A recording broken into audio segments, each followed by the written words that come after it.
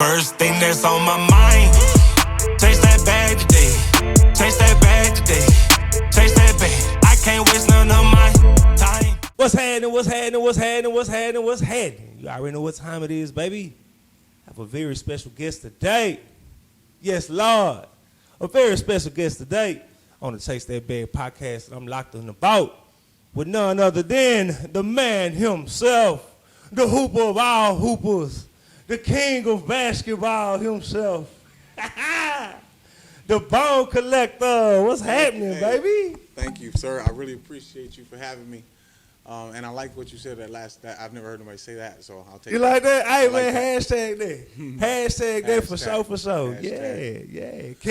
King of basketball. Thanks for having me, man. I really appreciate it. Yes, sir. Yes, sir. I'm glad. It's a privilege, a pleasure, and an honor to be able to sit down with you today, bro, and just have a good old conversation, man. And you know what I'm saying? Just talk about what you got going on. You know what I'm saying? Yes, sir. Absolutely. Already. So, before we get started, if you could just go ahead and tell me a little bit about yourself. Yeah, well, for those who have followed my basketball career, my real name is Larry Williams, a.k.a. Bone Collector. I started off my career at Rucker Park in the early 2000s, where I received the MVP award multiple years in a row. From there, I began playing professional basketball on many different levels. And then the street ball circuit is where I got the name Bone Collector.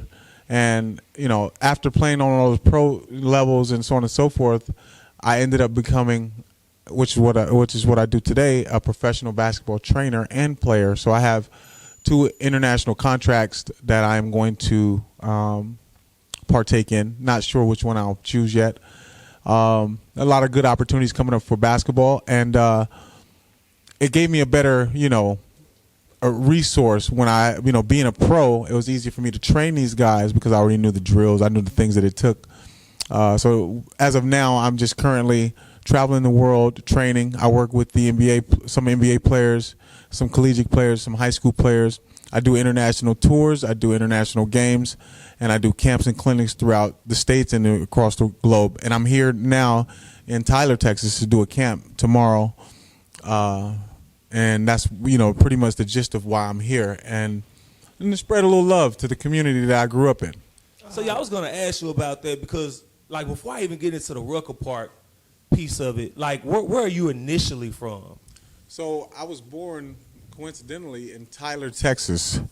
Really? Yeah, coincidentally, I was born in Tyler, Texas, and I was raised in in Pasadena, California. And I'm back here after years and years of not being around my family out in Texas. I got my big brother here, Ronnie. Yeah. He's here. Shout out Ronnie. I just saw my big brother Stacy earlier today too. This experience, to be honest, is so important to me because I get to show some community uplifting, event-driven, spirit for the kids, but I also get to see my family, who I haven't seen since I was a baby. Wow. And the interesting thing is they send me videos and pictures of things of me now being the Bone Collector, but it's going to be interesting to to go there and let them get familiar with Speedy, my original nickname, who I grew up as, and that's just it's just going to be a special moment. So, raised in Pasadena, born here, and I'm back. Awesome. So you are initially from Tyler, Texas. Yes, sir. Okay, so this is almost a situation of Tyler, Texas is on. Yes. Bone Collector. You know what I'm saying? The king of basketball. Thank you. That's awesome, man, to be able to come back to a place that you were born, haven't been here, I'm assuming since, right? I haven't been here since. Okay, and then to come home, see family, and be able to do something that's positively impacting the community. That's yes, amazing, brother. That's exactly what I'm so thankful for. Man, that's awesome. So real quick, while we on it, I do want to ask you, not even just sports, but I want to be specific about basketball. How does basketball, bring a community together, and how is it used to positively impact children around America and the world?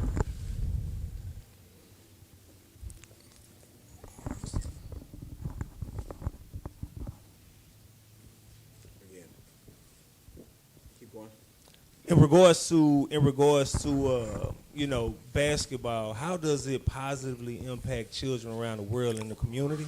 Mm-hmm. And also too, how is basketball used to prepare them for life?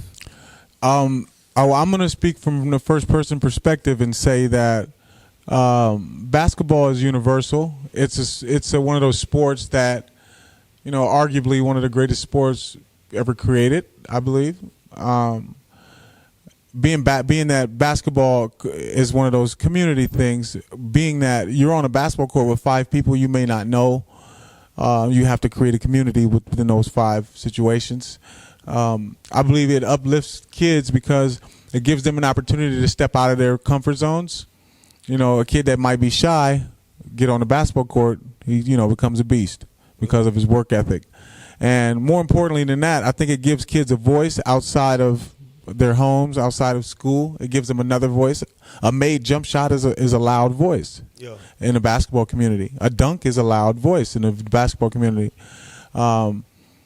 It gives them confidence, and I think when you do it the way that my gracious host have did it so far since I've been here, it gives the kids a sense of hope that there could be more interesting things and intriguing opportunities for them to grow as basketball players. But then on the flip side, being a basketball player and having these events and traveling and doing these things for these communities, basketball becomes mental health at that point. Yeah. So, everyone, in my opinion, is addicted to something, and those who are addicted to sports and basketball become students of it, just like, anything you do.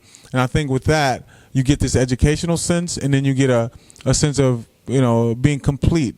Basketball players know that there's a million things you need to master to be a complete player. So overall, I think that it helps you work on your natural progression into being a man or a woman and completing yourself. Absolutely, I agree with that. Well, actually, let me ask you this: how do you feel in regards to a child that has grown up playing basketball all their life since an adolescent? And they're growing up with the mentality of, this is what I want, this is what I want to do, this is what I want to, make my living with, something that I'm passionate about. And for whatever reason, maybe when they get after college, like they don't get to go to their professional level and they're forced to have to choose something else. Yeah. How do you think they battle with what they want and using it positively versus what they feel like they have to choose now and still find the same silver lining in both situations? Well, that's a great question. I think that my entire genre, the name Bone Collector, is that space where you don't have to be someone. You were born somebody. It's about the work you put in. So to answer that question, I think that players like myself who gain notoriety through sports, who didn't go pro and go to the NBA and do all the things that the typical route, so to speak, even though I work with the NBA now, I didn't go the typical route. I was incarcerated when I was young, and I played street ball in New York, and then I got the nickname, and then now I got the respect from the NBA players, and now I work with the NBA.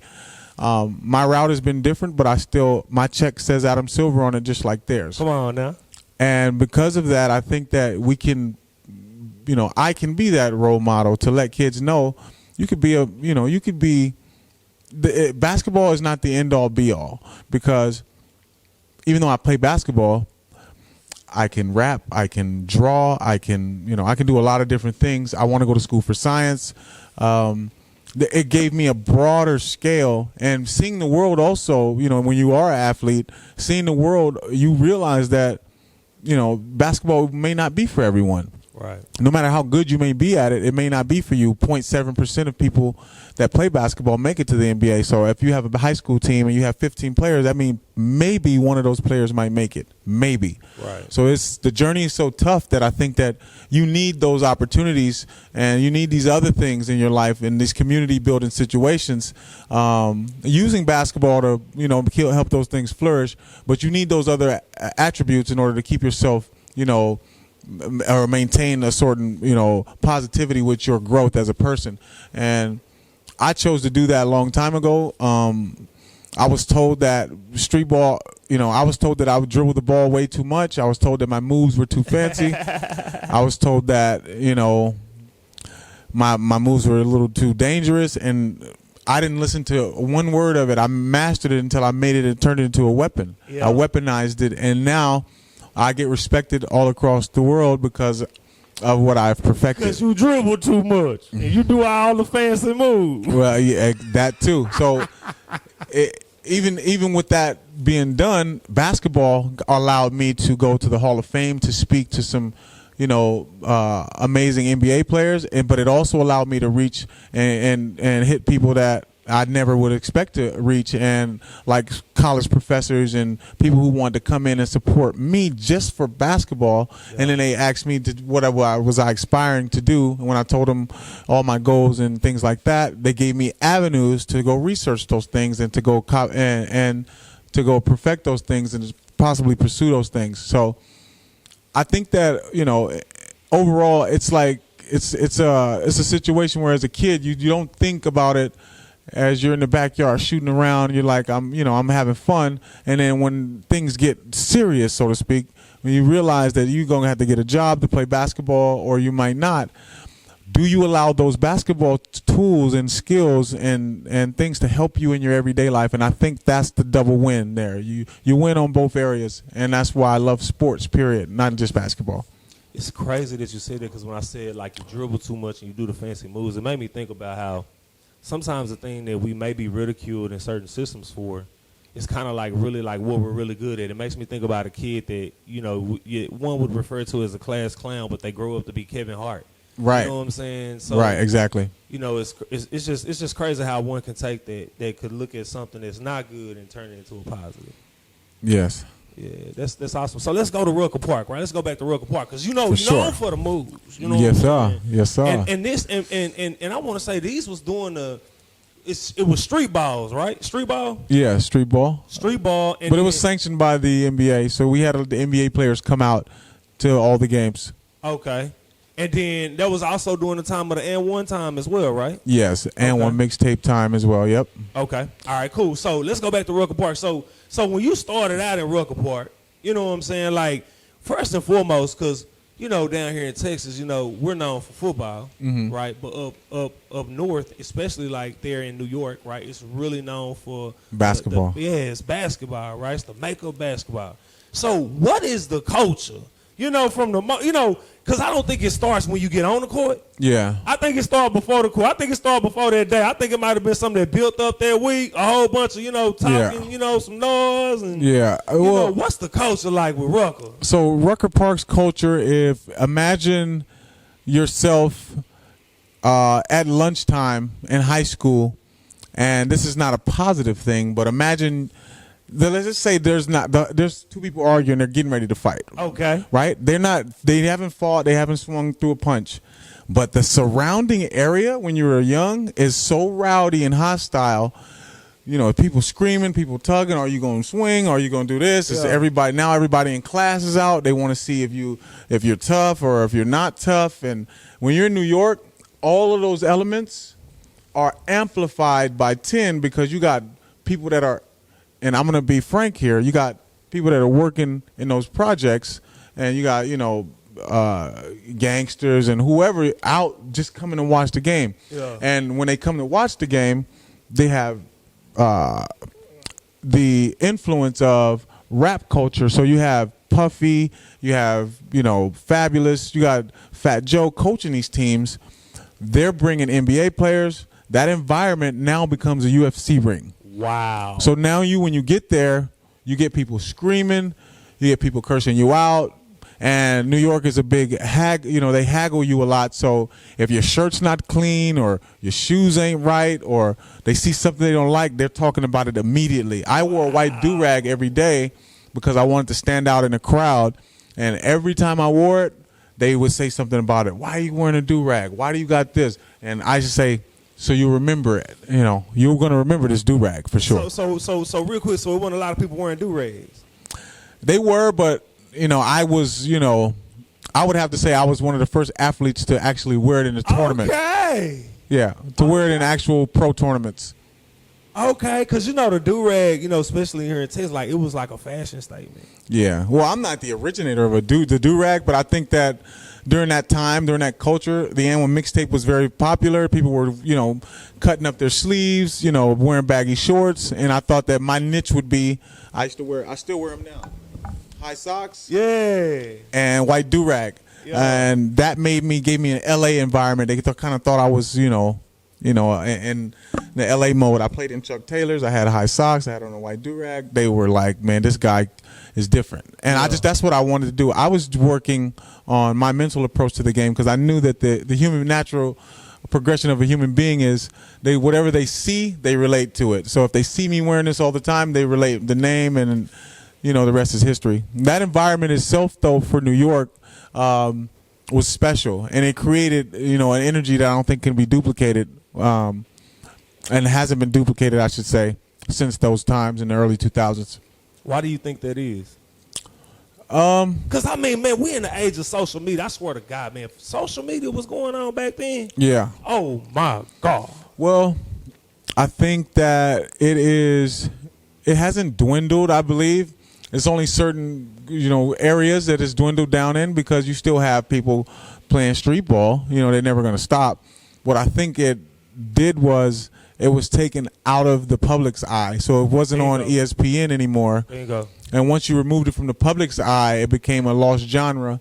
And I don't think it is completely lost because, you know, a couple of, you know, myself and a couple of more guys are, you know, they're pushing the agenda on a high level. And now that my affiliation is with the NBA, I can kind of bridge that gap. You know, I was known as one of the top street ball players in the world for years and years, and I think that to make that make sense to the public, they would need to see it on that scale again. And it's coming back around. I believe everything, you know, comes back around. Obviously, we live in a world that's forever changing, and as long as I'm here, I'm going to push that agenda. So, you know, I still do my own events and my own tours and so on and so forth. And I have a great situation coming up pretty soon.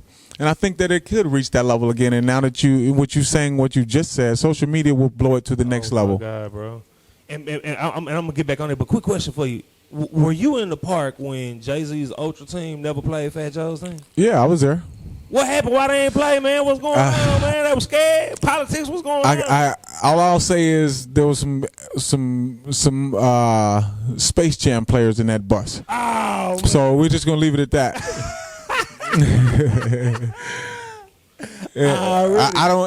Listen, I wasn't in the game. I wasn't gonna play in the game, but because I did get MVP, I was invited as a special guest, and I saw everything. I saw what happened. I saw what went on. I'll just say that time was so precious. Shout out to Fat Joe. He had some of the most amazing teams that you could possibly assemble. Yeah. And Jay put together the team, awesome team. I wish the game could have happened. That's all. That's all I can say. Who would you have if you was to play? Who would you have wanted to play for? Who would I wanted to play for? Out of Jay and Fat Joe.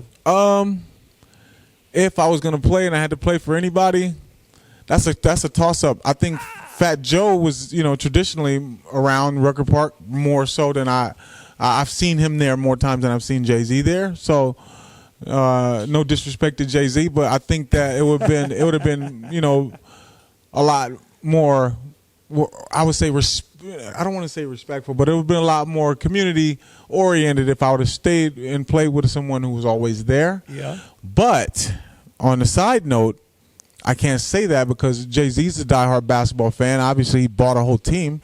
Who knows? I think that it's a coin toss because, you know, Jay might have, you know, he might have, you know, had, the top of the food chain in that situation out there on the court with me. So I would have learned something. Not to say Joe didn't have that; he had all the best players too. But I would have learned this would have been a great learning experience because, you know, Jay is who he is because of his mindset, and him as a coach, I think, would have been interesting. Yeah, absolutely, absolutely. So I like how you answered that question. Safe. So getting back to how you talked about how you wanted to kind of reignite that fire, right? That fire of, being able to publicize street ball, right? I know that you have like your fan pages. I know you got your YouTube channel, right? Are you using any social media marketing to be able to expand that brand? And if so, how is that working for you? In order to expand my brand in 2021 and starting from 2010 to 2021, I used social media to allow people at home the opportunity to see me play. Again, for those guys who saw me playing Rucker on NBA TV, once the NBA TV left, they never saw me again, not in person. So I used my social media platform to give them snippets of little exhibition games that I would do. And because I was making so many people fall, a lot of those videos went viral. Yeah, so you ain't lying. Yeah, thanks. And so they, being that happened, I think that I was able to, social media is an algorithm. It's new, so you can't master something that's new. But I think over the years, I've picked up a great momentum. I have over 1 million followers on all networks, and I think that what I did was I was able to tap into my core fans first because they were already waiting to see what I was doing. And then from there, I believe that social media made it to where, back in the day, if I, crossed somebody, made them fall, you'd have to hear about it up the block. They'd be running up the street talking about it. But now if I make somebody fall, you can see it in China. You can see it in anywhere. It can be shared immediately. And the best part about it is I think that made it, more beneficial for me is it never goes away. Right. So, those memories, people can relive those. And, I get to relive some of those, memories as well. I have some pretty dope memories of some crossovers that I get to go back and just look at instead of having to explain it to people with my, thought process. Right. And that's what I think has grown my channels and grown my support throughout the community of basketball. It's crazy because two things, like with social media is like the new NBA TV. You know what I'm saying? Social media is the new ESPN. Like literally, you're walking around with a TV in your pocket, and all day long you're watching different content on your phone. So it's literally, the new age of television and entertainment. Yes. And it's crazy also too that you said that now, with it being recorded, you're able to go back and see that rather than just kind of living on the memories. For example, let's say, you're 85 and you got your great-grandkids around, and now they listening to Popo. You know what I'm saying? Talk about how I used to be back in the day. And now they actually can go back and see it now. Yes. Right? Like when you sit back and you talk about one of the amazing crossovers that I seen you do. When you crossed over the man, Money May. Floyd May, Money Man, whatever his name is, because I don't even remember his name no more after that crossover I seen. They can go back and watch that. Talk to me.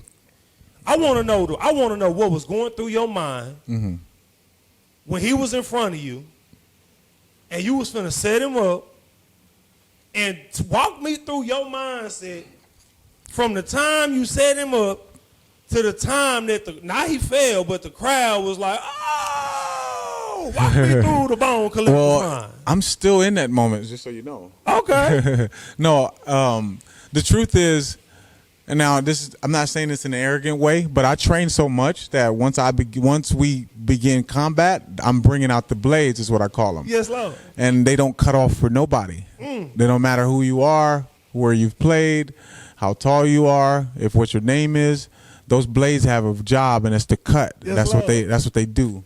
I call them my handles blades because they cut you down. So in that moment, I tell you, everything was kind of going through my head because it's almost like I saw it already happening. Because one thing that's not getting mentioned is Floyd's feet was so fast that he never retreated. So I had to put him down. Yeah. I didn't have to, I wasn't like, people get crossed, they slip, you bump into somebody, and anything can happen. But I've mastered enough moves to put, my moves together to where I can get you off balance to where I need you to get away from me, and I put you on the floor.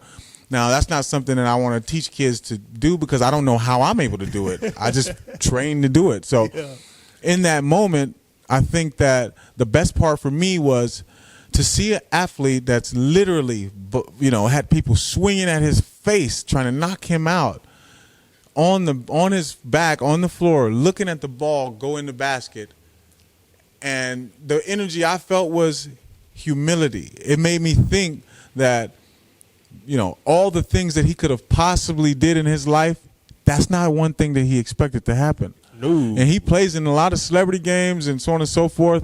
And I remember before the game, we had our, because Floyd is my good friend. So we weren't, animosity wasn't there. So, but he is a competitor, and he came up to me before the game and let me know that he was coming for me. Yeah. And that's one thing I do respect about all athletes. They create the energy. Floyd created that energy. If he wasn't the athlete he was, I wouldn't have had to put the blades on him. So because I was in that moment, I could just say that, I'm in that moment still. Like, when I say that, like, imagine in this perspective, you going and you say, okay, I'm a big animal fan, and you say, well, I know I like, my favorite animal is tiger. Okay. So imagine saying, wow, there's a tiger in front of me, but I'm actually in control of this tiger. Yeah, yeah. And that's how I felt. I felt like Floyd was he was a beast. Yeah. He is. Yeah. But I was in control of him for that and it only lasted a few seconds, 15, 16 seconds. But for 15, 16 seconds, you had some control. I was in so much control.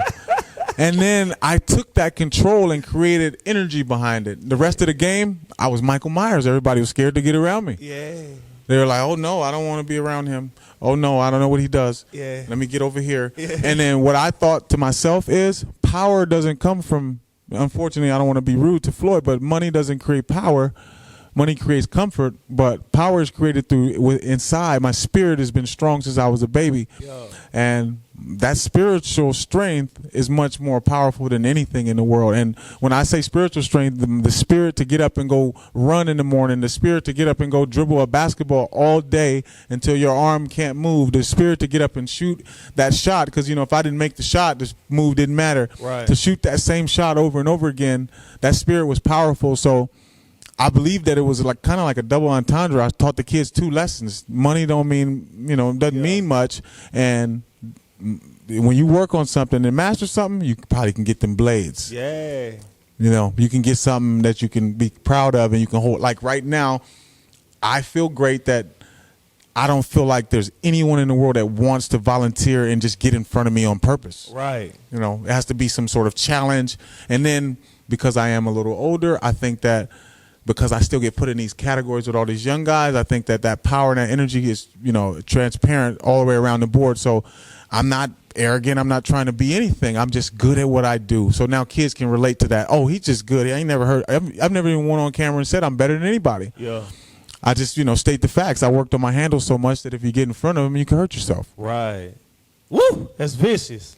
That's vicious right there. I think he tried to play you to the right, if I ain't mistaken. He tried to let you go right and you crossed him that way. I think that's what it was. Yeah. It was a lot going on, though. Like, I set that up in sequences. Crossover, step back, through the legs, one dribble, pull back, jump shot. I remember it like it was yesterday because it's moves I work on all the time. Yeah. Yeah. Who are some people real quick that you've kind of trained with and worked with? I know I seen Harden. That's online. Yeah, James Harden. A lot of these players that I work with, I can't mention their names because I've signed some non-disclosure deals with them. But I've set up a lot of programs for players. Mike Conley Jr., Paul George, most recently Andre Drummond and Ben McLemore. Shout out to those guys. I got tremendous support from the collegiate level as well. I know that doesn't get mentioned as much, but I got some high-level college guys that are on their way, some UCLA commits, some Arizona commits. And as far as NBA guys go, I mean, we can go all the way around the board. And I don't want to mention these guys because they are guys I currently work with, but let's just say collectively all the way around the board, I've worked with a lot of people that are high-level ball handlers like James Harden. Really. I got a real good question for you. Who is the GOAT? Who is the basketball GOAT? Who is sitting on the top of the throne? Who is the GOAT? Bone Collector gives me the GOAT. In my era, it was Jordan. It always will be. And, there's always a debate. Jordan? Michael Jordan? You talking about Jordan? The one who took forever to try to get a championship? For Jordan? The one who took forever to beat the Pistons and the Celtics? Jordan? Yeah, I'm going to say Jordan. Who got beat by Shaq and Penny? You talking about Jordan? Yeah, a reason why I say Jordan is because, and I hear what you're trying to do. The reason why I say Jordan is because I personally don't think Jordan can guard me. Ooh. But one thing I do know about Michael Jordan is he's an assassin on both ends.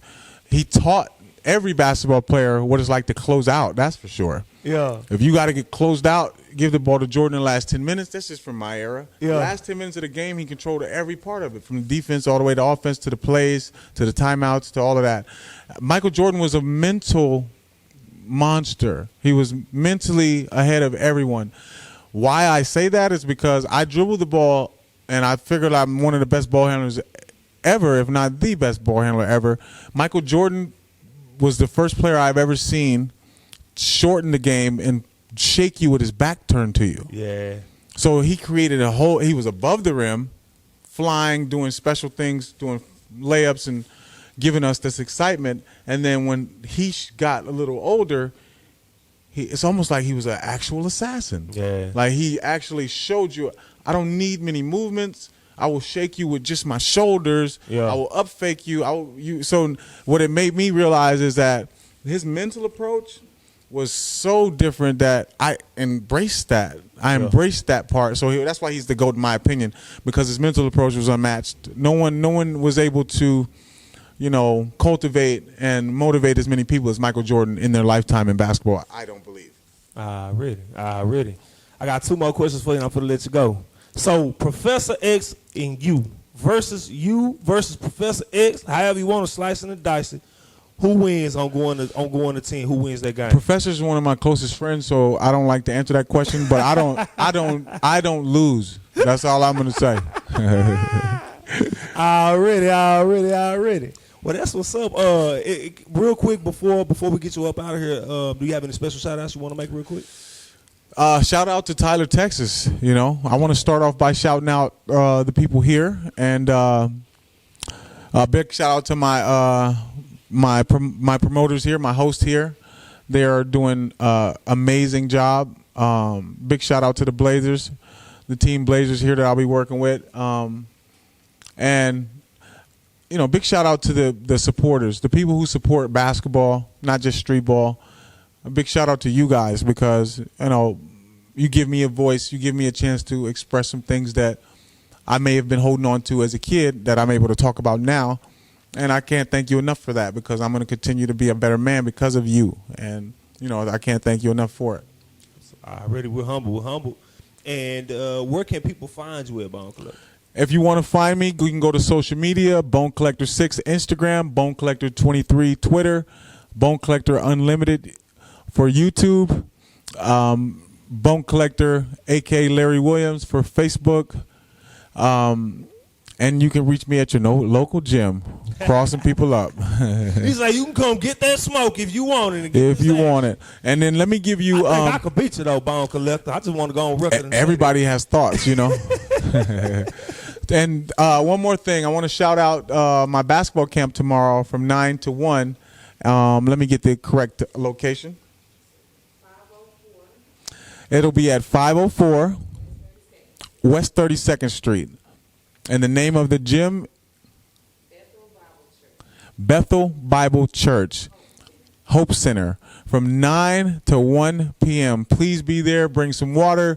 It's going to be an experience you will not forget. For people like yourself who are calling me out, pull up and get these blades. Hey, man, I'm going to bring some blades. I'm going to be like Johnny Scissorhands, whatever his name was. He had all them scissors on. Yeah. That's what's up. Yes, sir. It's been a privilege, a pleasure, and an honor to be able to sit here today, bro, and just have a good conversation with you, man. We truly been blessed by it, so I truly appreciate you I appreciate you for that. Yes, sir. I definitely just want to say, man, I wish you the best of luck with your future endeavors. Thank as you. well as what you're doing and how you're using it to impact the community in a positive way, brother. Thank you very much for having me. I hope to be back again. Yes, Lord. And, we talk about some more things. For sure, for sure. Hopefully we could talk about that game, you know what I'm saying, that me and you gonna have. You know what I'm saying? Yeah, we can talk about the blade. We're gonna talk about that. And we're gonna have to watch it on video because I can already see it in my head. Power manifestation, baby. I love sir. it. Hey, last question. It's gonna be the quickest one I ask. I know you like, dang, he got a lot of questions. No, you're fine. Here we go. Do you know what we do on this podcast, Bone Collector? What do you do? Man, we chase that bag, baby. Chase that bag.